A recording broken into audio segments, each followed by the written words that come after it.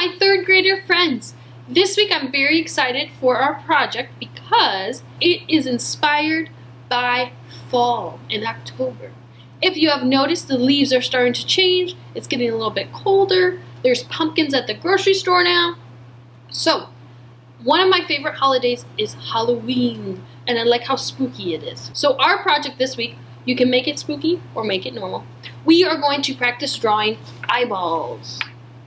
So I did 6 eyeballs, and they are all different styles. Some of them are like human eyeballs, like those, and some of them are more like monster and creature eyeballs. So you can decide if you want to practice making regular human eyeballs or going nuts and doing a monster eyeball. Here are some inspirations for other types of eyeballs. As you can see, our irises have a lot of detail. This project's really nice because you can add a lot of detail using pencil, pens, Sharpies. I did watercolors using markers and watercolors with the regular watercolor. The supplies you use are up to you. If you don't have what I'm using, that's okay. Use what you have. So let's get into it. To make our circles, to make them look perfect, we can use something else that's already circular. So you could use a cup. I'm using this roll of tape. You can decide if you want to have lots of eyeballs like I did, or do one big one or 2 medium-sized ones. That's up to you. So I am using my pencil first and going around and tracing that tape to get those perfect circles. After we have that first circle, we are going to go in and draw our pupil. So our pupil is the black dot that you see out of. That's what we actually see out of. So these bigger circles are the iris, and then the smaller circle or that diamond shape are the pupils. So you can decide if you want your pupil to be more like a snake eye or a cat eye, or circular like a human. Once we have our pupils drawn, it is time to draw the highlight.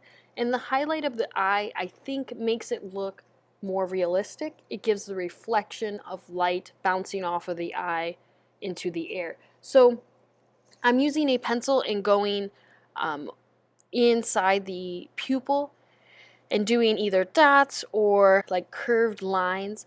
But I'm doing this so I know when I color it in with marker that I don't want to color inside. I want to keep those shapes white. After our highlight, our pupil, and our iris are drawn, we are going to go over that with a Sharpie or a black marker. Fill in your pupils, making sure that you don't color in your highlight. Your pupil is the blackest part of your eye, so I'm just going in with a Sharpie and filling that whole space in. This is doing a fast forward, so please take your time when using the Sharpie and when making art. I'm using that roll of tape to help use Sharpie for the outside lines. You could do some research if you'd like for your own eyes and for inspiration to see what kind of details you'd like to add, or you could make up your own theme of an eye. So I am using a black pen for this one and doing twirly lines. For this one I'm just doing straight and diagonal lines coming off of it. Once our details are done, we can color it in. So I have a bunch of different marker colors, and I'm using the watercolor hack where we draw the markers on the plastic and use water and a brush to paint just like regular watercolors. So this is sped up because I don't want you to copy me exactly. Make yours look like yours. You are a fantastic artist, and I want to see your creativity.